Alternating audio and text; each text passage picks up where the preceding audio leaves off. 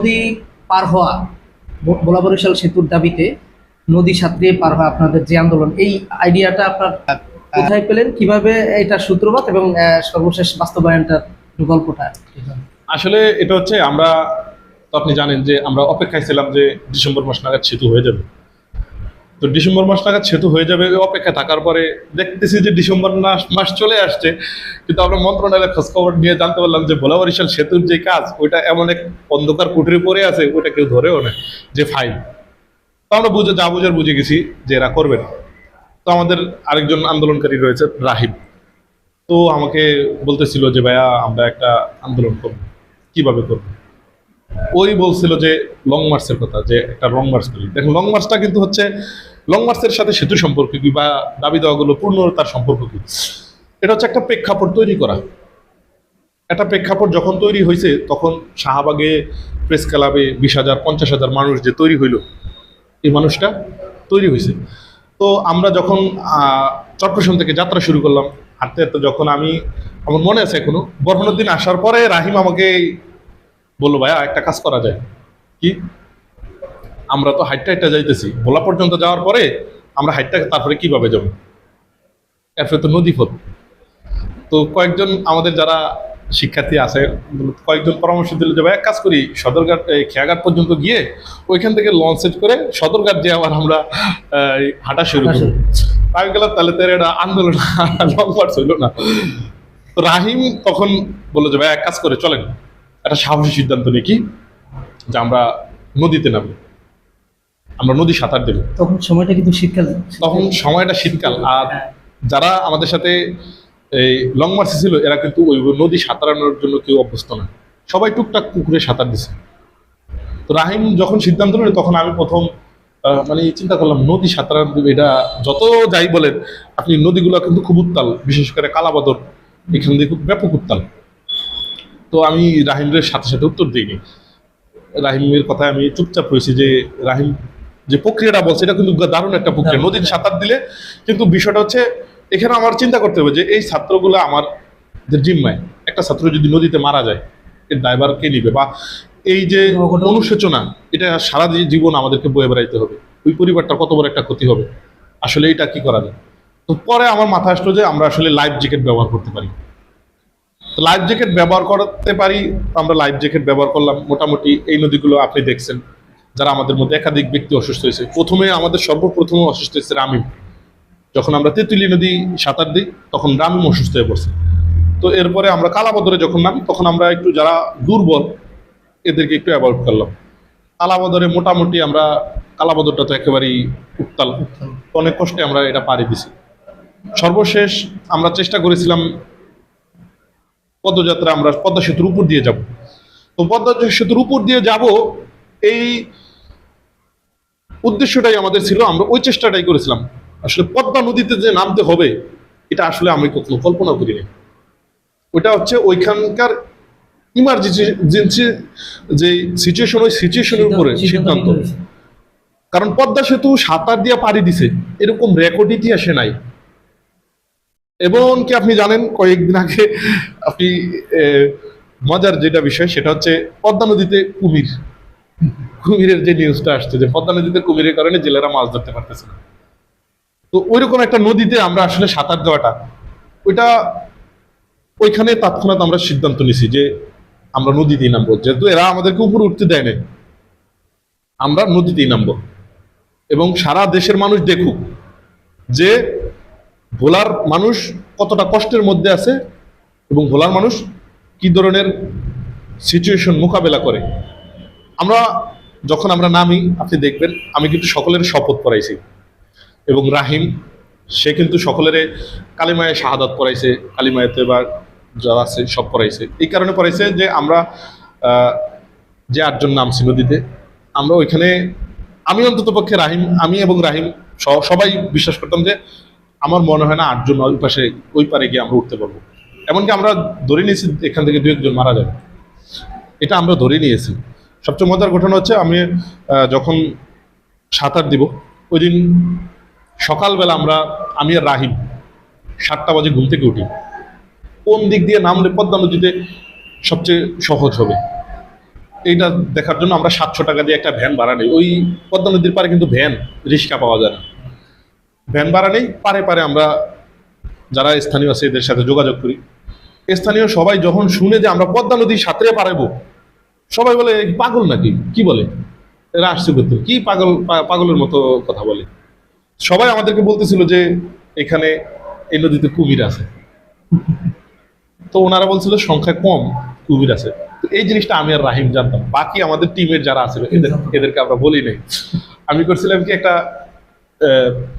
রশি, 80 হাত একটা রশি নিয়েছি, যে আমরা যে 8-10 জন নামবো এদেরকে একটা রশিতে বাইধে রাখবো, যে কুমির যদি আমাদেরকে কোনোভাবে আক্রমণ করে, আর 8-10 জন একসাথে থাকলে, এক রশিতে বাধা থাকলে টাইনে নিতে পারবো না অন্তত পক্ষে। তো আন্দোলনের যে নদীতে নামলাম, সেখানে পুলিশ আইসা পুরো জিনিসটারে নষ্ট করলো। পুলিশ আগে থেকেই আমাদেরকে বাধা দেওয়ার চেষ্টা করলো। তারা আমাদেরকে বাধা, নদীতেও নামতে দিবে না, সেতুর উপরে দিয়েও যাইতে দিবে না। মানে তাদের কথা হচ্ছে তোমরা আন্দোলন করতে পারবো না।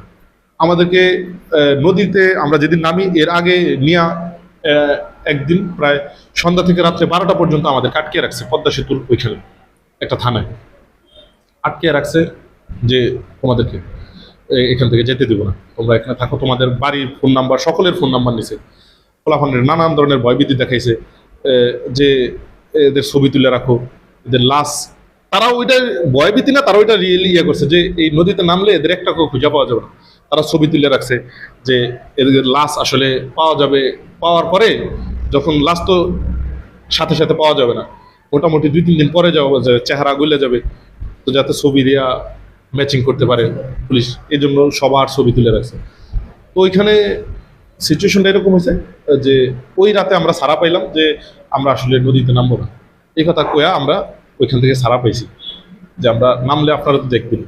এরপরে তো আমরা আমাদের মতো করে তাদেরকে আমরা যেই ঠিকানা দিচ্ছি, আমরা অন্য ঠিকানায় এসে নামছি। নামার পরেও তারা এসে আমাদেরকে বাধা প্রদান করার চেষ্টা করছে। যেহেতু আমরা নদীতে নেমে পড়েছি, আমরা তাদেরকে একটা জিনিস বারবার এনশিওর করার জন্য বলছি যে আমরা নদী থেকে উঠে যাবো, আমরা উপর দিয়ে হাইটে যাব, আপনি কনফার্ম করেন যে আমাদেরকে যেতে দেওয়া হবে। তারা কনফার্ম করতেছিল না, কারণ আগের দিন রাত্রে আমরা উপদেষ্টার সাথে কথা বলছি, উপদেষ্টা আমাদেরকে কনফার্ম করতে পারে না।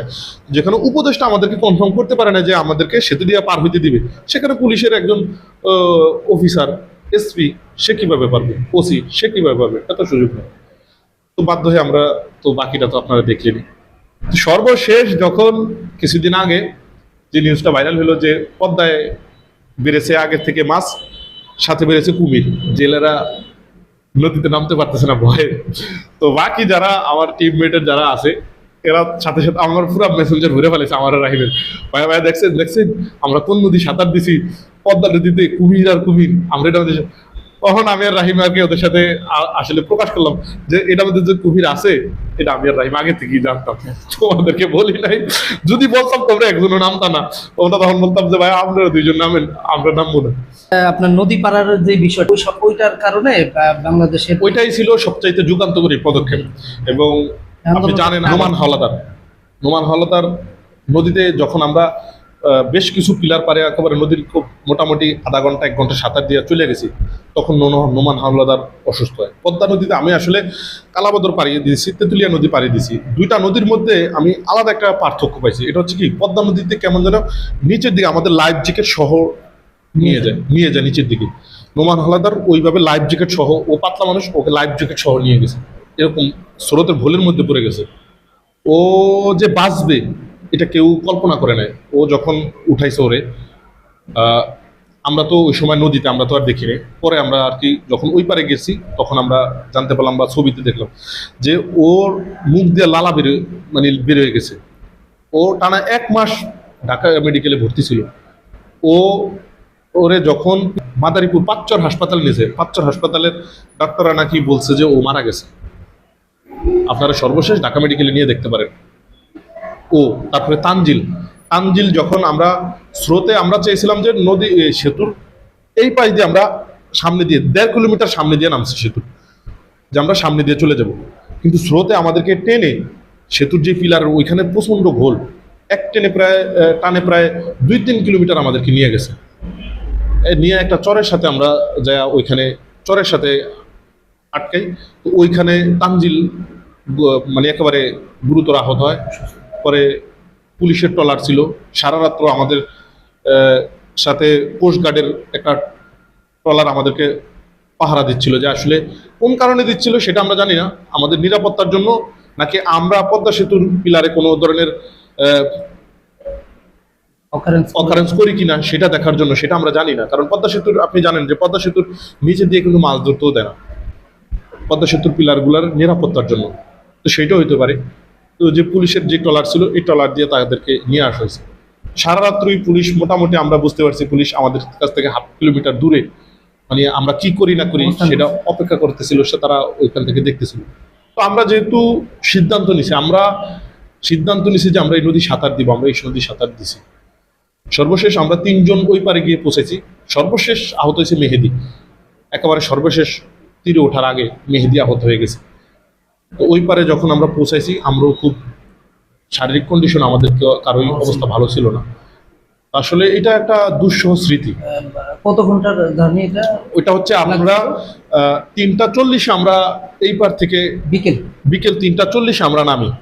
আমরা নামার উদ্দেশ্য ছিল যে আমরা 1টা-2টার দিকে নামবো, আমরা মাগরিবের আজানের আগে আমরা ওই পারে উঠে যাব।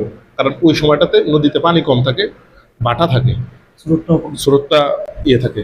কিন্তু পুলিশের সাথে বার্গেনিং করতে করতে আমরা 3:40 বেজে গেছে, 3:40 আমরা নামি। রাত্রে 9:30টার দিকে আমরা ওই পারে উঠি। তো মাঝখানে জোয়ার চলে আসে, সেখানে আমাদের মানে একেবারে সিচুয়েশন অন্যরকম হয়ে যায়। পদ্মা নদীর আপনি দেখবেন পিলারের পাশে কিছু ছোট ছোট চর আছে। জোয়ার যখন চলে আসছে তখন এই চরগুলো সব ডুবে গেছে। চরগুলা তো দেখা যাচ্ছে 30-20 হাত পানি উঠে গেছে। তখন এই চরগুলাতে যে আমরা একটু আশ্রয় নিব, একটু জিরাবো, ওই সুযোগ তো আমাদের ছিল না ওই সময়টাতে। তো রাত্রের আর প্রচন্ড শীত, ওই সময় শীত, একেবারে প্রচন্ড শীত, নদীর পানি ওই সময়টা শীতে একেবারে অবস্থা খারাপ ছিল। শীতে আমাদেরকে অনেকটা কাবু করে ফেলছে। ওই স্মৃতিগুলো আসলে অত্যন্ত দুঃসহ। আমি আসলে কখনো যদি আমাকে কেউ বলে যে আবার তুমি পদ্মা নদী পাড়ি দাও, আসলে আমি আসলে পারবো কিনা, আমি দ্বিতীয়বার সাহস আসলে কুলোবে না। কারণ পদ্মা সেতুর নদীতে নামার যে ভয়ঙ্কর অভিজ্ঞতা, ওইটা আপনি ওইখানে না নামলে আসলে বুঝতে পারবেন না।